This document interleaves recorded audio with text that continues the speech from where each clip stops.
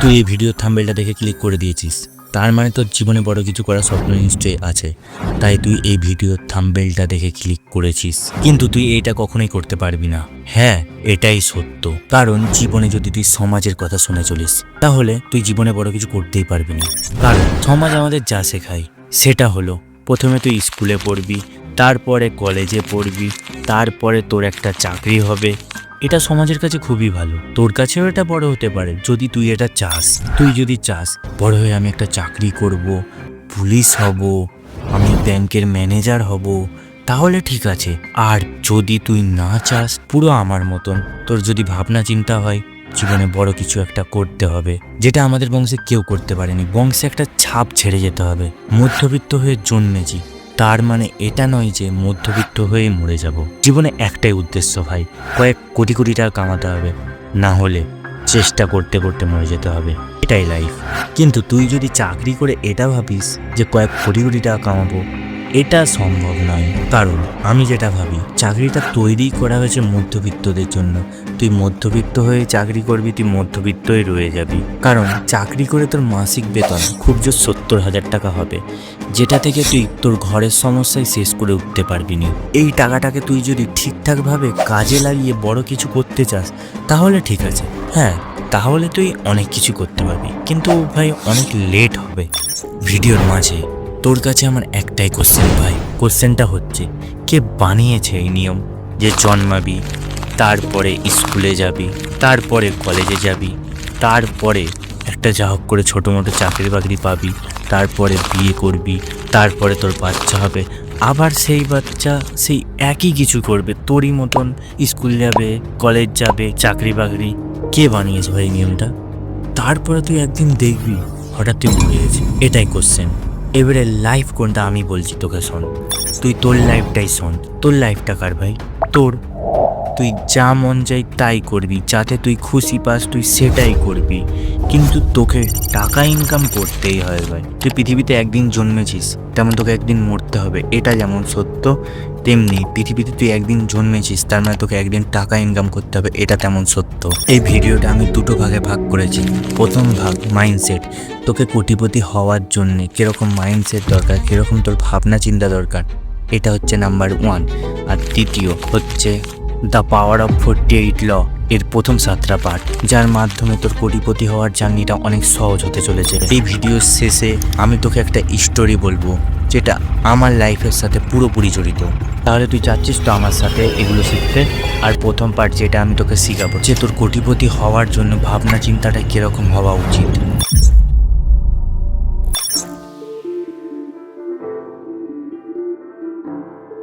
এবারে আমি যেটা বলছি তুই ভালো করে মন দিয়ে শুন। এবারে বড় কিছু করতে হবে, তার মানে বড় কিছু ভাবতে হবে। এবার যদি তোর ভাবা থাকে, তোর জার্নির জন্য বেস্ট অফ লাক। আর তোর যদি ভাবা না থাকে, এইটা তোকেই ভাবতে হবে। তাই আমি বলছি তুই খুঁজ তোর কি পছন্দ, তুই কি করলে খুশি থাকবি, তুই কি করলে কোটি কোটি টাকা ইনকাম করতে পারবি, যে কি করলে তুই তোর শখের জিনিস কেনার আগে তোকে এক মুহূর্ত ভাবতে হবে না এত টাকা কামাতে হবে। তো টাকাই হচ্ছে পৃথিবীর একমাত্র এমন জিনিস যে পৃথিবীর সব প্রায় 99.9% সব কিছু তোকে দিতে পারে। আর 1% এর মধ্যে পড়ে লাভ, যেটা আবার যদি তোর কাছে রিয়েল থাকে। আর আজকালের যুগে রিয়েল লাভ থাকলেও তোর কাছে সেটা পেতে গেলে টাকাই লাগবে। ধর তোর কাছে রিয়েল লাভ রয়েছে, ঠিক আছে, কিন্তু তোর কাছে টাকা নেই, তাহলে কি হবে তুই জানিস? কি হবে তুই ভালো করে শোন। তুই যখন মেয়েটাকে বিয়ে করার জন্য মেয়ের বাড়িতে প্রস্তাব দিবি, তখন সেখান থেকে একটাই কথা আসবে, ছেলের কাছে আছে কি, সে আমার মেয়েকে খাওয়াবে কি আর পড়াবে কি। এটাই সত্য। ইংরেজিতে একটা কথা আছে, love is beautiful but money is powerful. তাই বলছি ফোকাস ইওর গোল। এবার আমি যেটা বলছি মন দিয়ে শোন। যদি তুই জীবনে বড় কিছু করতে চাস, তাহলে এখন থেকে এই মুহূর্ত থেকে তোকে সিদ্ধান্ত নিতে হবে।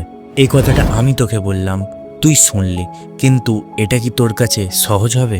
এটা তোর জীবনের বড় কঠিন কাজ হবে, যেটা তুই তোর জীবনের জার্নিতে রিয়েলাইজ করতে পারবি। এবারে তুই সিদ্ধান্ত নিয়েছিস বড় কিছু করার। ধর তুই স্কুলে না হলে কলেজে পড়িস, আর একটা না হলে ছোট মোটো জব করি। তোর সামনে যে যে সমস্যা এসে দাঁড়াবে, ফার্স্ট তোর চোখের সামনে এসে দাঁড়াবে সমাজ, যে সমাজ কি বলবে, আমার বাবা মা, টিচার, আমার বন্ধুরা কি বলবে আমাকে, এটা আমি আমার জীবনে রিয়েলাইজ করেছি। এবারে ধর তুই এটা পার করতে পারলি, এবারে তোর জীবনে আসবে সেকেন্ড সমস্যা।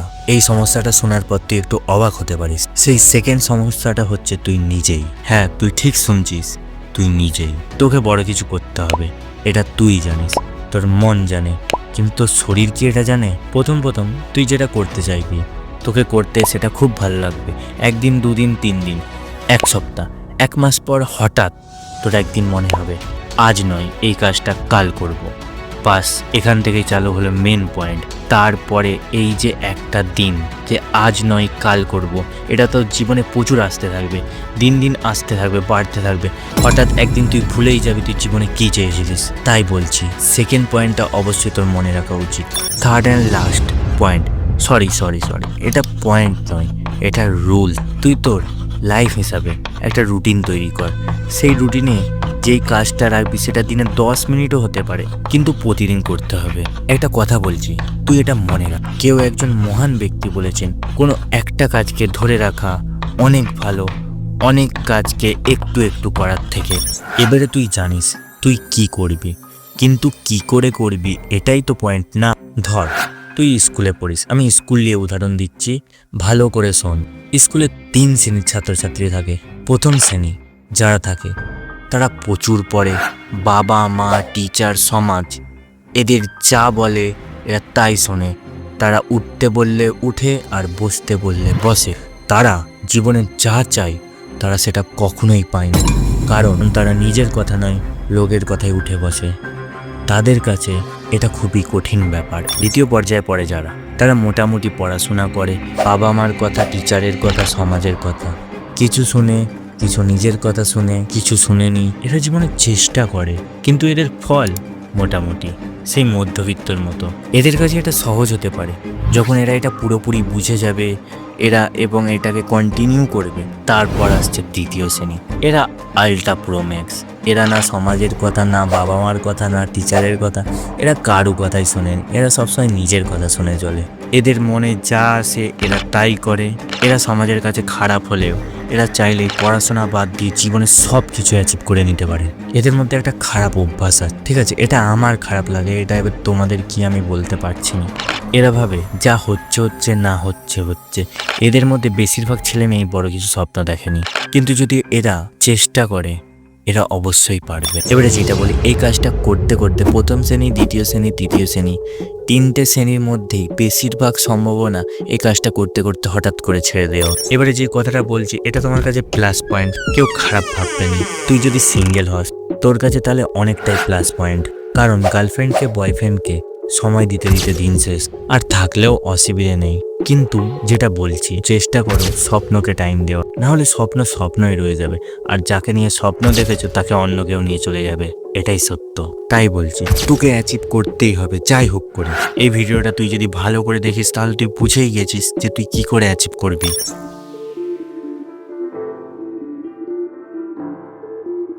এবারে আমি তোকে দ্য পাওয়ার অফ 48 লয়ের প্রথম 7টা পয়েন্ট বলছি, যেটার মাধ্যমে তোর কোটিপতি হওয়ার জার্নিতে অনেক কিছুটাই সুবিধা হবে। দ্য পাওয়ার অফ 48 ল, এটা তো আমি তোকে বলবো, তার আগে যে এই কথাটা আমি তোকে বলছি তুই ভালো করে শোন। তুই যে এই জার্নিটার জন্য কষ্ট করছিস বা করবি, এর ফলটা কিরকম হবে তুই একবার ভেবে দেখেছিস? এর ফলটা কি হবে তুই ভালো করেই জানিস। সেই দিন তোকে কেমন লাগবে যেই দিন তুই তোর সব শখের জিনিস কিনে ফেলবি। যেই সব মানুষ তোর সাথে কথা বলতে চায় না, মিশতে চায় না, সেই সব মানুষ সেই দিন তোর সাথে চিনচে কথা বলবে। সেই দিন কেমন হবে যেই দিন তোর বাবা মা গর্ব করে বলবে তোর আত্মীয় স্বজনের কাছে, হ্যাঁ আমার ছেলেই এই কাজটা করেছে, হ্যাঁ রে আমার ছেলেই এই গাড়িটা কিনেছে, হ্যাঁ এই যে বাড়িটা আমার ছেলে নিজের টাকাই করেছে, আমার ছেলে মাসে এত টাকা কামায়। আর কি হবে তুই জানিস? সেই মেয়েটার রিয়াকশন কেমন হবে জানিস? যেই মেয়েটাকে তুই ভালোবাসতিস কিন্তু সে তার মর্যাদা তোকে কখনো দেয়নি। আর এই কথাটা মনে রাখবি, টাকা থাকলে বড় লোক নয়, শুধু রূপও পরিবর্তন হয়, ঠিক আছে? আমি তোকে প্রথমেও বলেছি আর এখনো বলছি, টাকাই হচ্ছে এমন একটা জিনিস যেটা পৃথিবীর সব কিনতে পারে। যে সমাজ তোকে একটা নর্মাল ছেলে হিসাবে দেখতো, সেই সমাজ তোকে এখন একটা বিরাট মানুষ হিসাবে দেখবে। যে লোক তোকে বাজে ছেলে বলতো, সেই লোক তার ছেলেকে তোর নামে উদাহরণ দেবে। সে তার ছেলেকে কি বলবে জানিস? দেখ সেই ছেলেটাকে দেখ কত কি করে ফেলেছে, আর তুই কি করছিস? এই যে এই কথাগুলো আমি তোকে বলছি, তোকে খুব শুনতে ভালো লাগছে বল? এটাই তো পয়েন্ট। আমি তোকে বলছি তোকে খুব শুনতে ভালো লাগছে। তুই কি করছিস, তুই কি চাস, তুই যখন কাউকে বলবি তখন তোর কি মনে হবে জানিস? যে আমি ওগুলো সব পেয়ে গেছি। কারণ এটা আমাদের হিউম্যান নেচারে রয়েছে যে তুই যখনই নিজে থেকে ওই সব জিনিসের কথা বলবি, যে আমি এই গাড়িটা কিনবো, তুই যখনই এটা কাউকে বলতেছিস নি, তখনই তোর যেন মনে হচ্ছে তুই এরকম ফিল করতেছিস যেন তুই গাড়িটাকে কিনে নিয়েছিস। তাই তুই কি চাস না চাস এটা কাউকেই বলবি না। তুই কি করতে চলেছিস এটাও না কেউ জানে।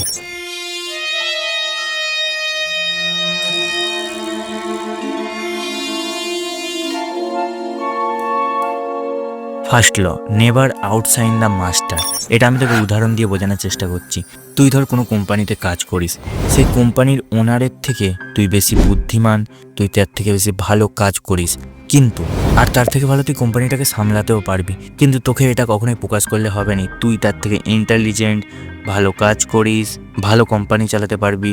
তুই তার সামনে সবসময় এরকম দেখাবি তুই যেন লুজার, তুই তাকে ছাড়া কিছুই করতে পারবি নি। তুই যদি এটা না করিস তাহলে কি হবে তুই জানিস? কি হবে শোন। সে যখনই জানতে পারবে তুই তার থেকে ভালো ইন্টেলিজেন্ট, তার থেকে ভালো কোম্পানি চালাতে পারবি ইত্যাদি, তখনই তুই যখনই বড় কিছু করতে যাবি না কোম্পানির জন্যে, বা তুই যখনই লাইফেও বড় কিছু করতে যাবি, সে চেষ্টা করবে তোকে পিছন দিক থেকে টানার। কারণ সে চাইবে না তুই তার থেকে ভালো কিছু করিস।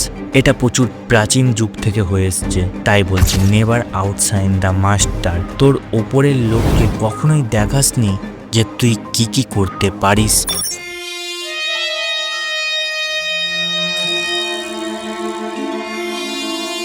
Law number 2, never too much trust in friend and learn how to use enemies. তুই তোর বন্ধুর কাছে যদি এটা আশা করিস যে সে তোর সময়ে কাজে লাগবে, তাহলে এটা তোর জীবনের সবচেয়ে বড় ভুল ধারণা। একটা মানুষ তোর কাছে ততক্ষণ থাকবে যতক্ষণ সে তোর কাছ থেকে লাভ পাবে। তোর বন্ধু চাইবে তুই বড় কিছু করিস, কিন্তু তার থেকে বড় কিছু নয়। যখনই তুই তার থেকে বড় কিছু করবি বা করতে যাবি, তার মনে তখনই একটা হিংসা জন্মাবে। কারণ বিশ্বাসঘাতকতা তোর সবচেয়ে কাছের মানুষই করে। কারণ সে এই জায়গাটা জানে যে তোকে কোথা আঘাত দিলে তুই কষ্ট পাবি। যদি তুই তোর শত্রুকে ব্যবহার করতে চাস, তাহলে তাকে তোর অপোনেন্ট হিসাবে দেখ, তাহলে তুই অনেকটা তাড়াতাড়ি কোনো কাজে এগিয়ে যাবি। আর বিশ্বাস তুই শত্রুদেরকে করে নিবি তো ঠিক আছে, কিন্তু বন্ধুদের নয়।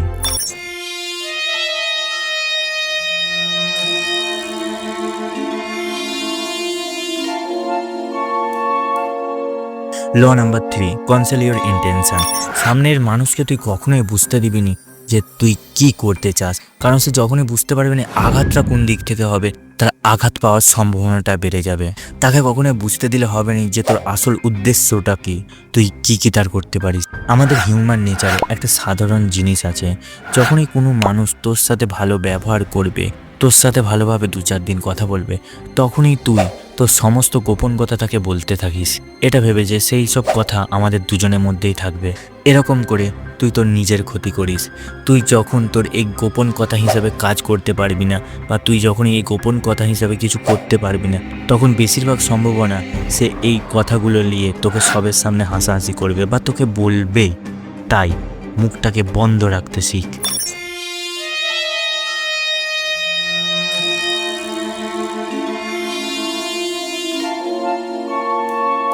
Law number 4, always say less than necessary.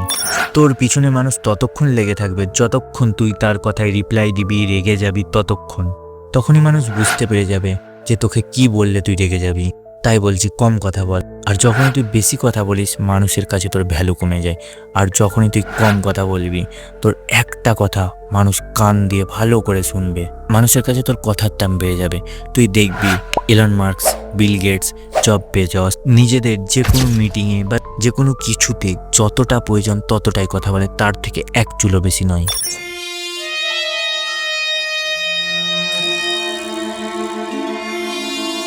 Law number 5, so much depend on reputation, guard it with your life. এই পৃথিবীতে তারই চলে যার কাছে রেপুটেশন আছে, যেটা এক মুহূর্তে তোর জীবন বানাতেও পারে এবং এক মুহূর্তে জীবনটা নষ্টও করতে পারে। এর সব থেকে ভালো উদাহরণ হচ্ছে, দেখবি বেশিরভাগ যেই মানুষটার নাম আছে সেই মানুষটার আগে কাজ হয়ে যায় আর তুই লাইনেই থেকে যাস।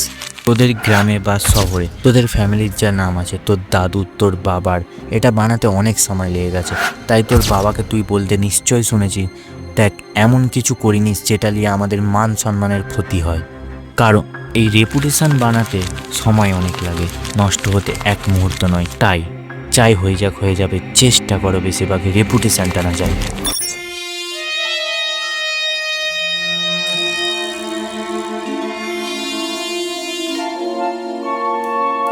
ল number 6, quote attention all cost. লোক তোকে ততক্ষণ ইগনোর করবে যতক্ষণ তুই তাদের চোখে আঙুল দিয়ে না দেখিয়ে দিবি। কারণ হিন্দিতে একটা কথা আছে, যো দিখতা হ্যায় ওই বিকতা হ্যায়। তুই যদি চাস তোকে সব থেকে আলাদা হতে হবে, তো তোকে কিছু আলাদা করতে হবে। এই যে পৃথিবীতে সবাই সবের কপি করে চলে, কিন্তু এটা তোকে করলে হবে না, তোকে আলাদা কিছু করতে হবে। এই পৃথিবীতে সবাই যেমন করছে তেমন তুই করা মানে তুই ওই ভিড়ের অংশ হয়ে যাবি। এবারে যখনই তুই সব থেকে আলাদা হতে চাইবি, তখন তোকে দেখতে হবে আলাদা কে আছে, তাকে টার্গেট করতে হবে। এবং তুই তার থেকেও আলাদা হতে পারবি যখন তার থেকে তোর স্কিলটা উপরে হবে।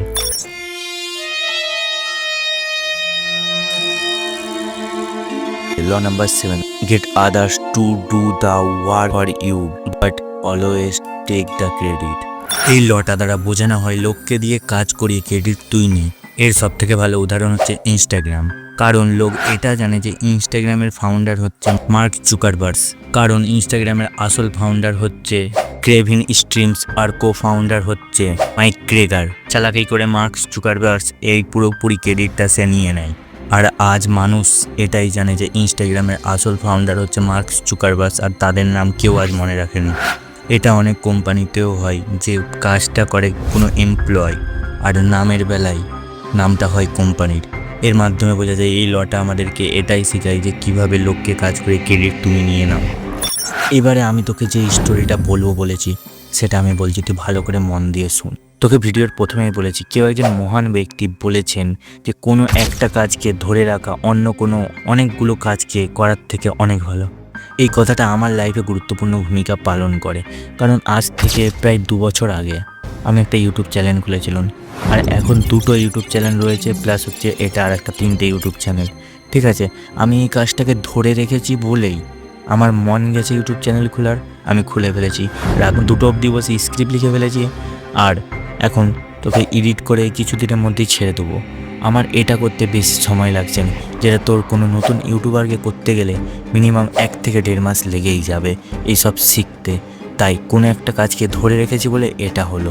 এই যে জার্নিটা তোকে চালাতে গেলে লজ্জা, এটা করলে কখনোই হবে না।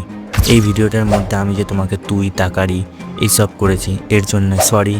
কোনো মনে খারাপ কথা যদি আমার লেগে যায় তোমাদের কাছে, তার জন্য সরি। তোমরা যদি চাও দ্য পাওয়ার অফ 48 লয়ের নেক্সট লগুলো চাও, তাহলে তোমরা বলবে, অবশ্যই কমেন্ট করবে।